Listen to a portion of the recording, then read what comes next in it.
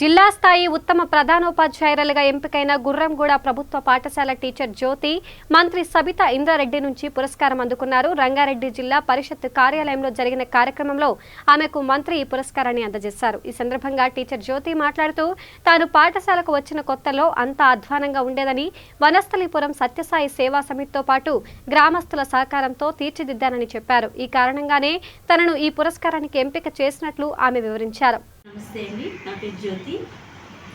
నాకు ఈ teachers day doctor Sarvepalli Radhakrishnan గారి జయంతి సందర్భంగా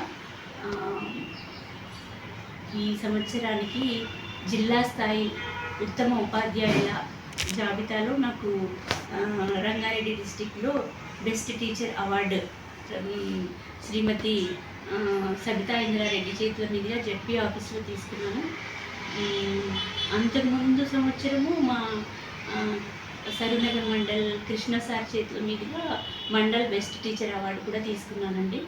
ఇంకా వాళ్ళు నాకు ఇచ్చినటువంటి అవార్డ్స్కు నేను చాలా హ్యాపీగా ఫీల్ అవ్వట్లేదు. ఎందుకంటే నా తల మీద వాళ్ళు ఇంకా బాధ్యత ఎక్కువ పెట్టినారేమో, నువ్వు ఇది కాదు నీ బాధ్యత ఇంకా పెంచాలి అని చెప్పి నాకు గుర్తు చేస్తూ నాకు అవార్డు ఇచ్చారండి అనిపించింది నాకు.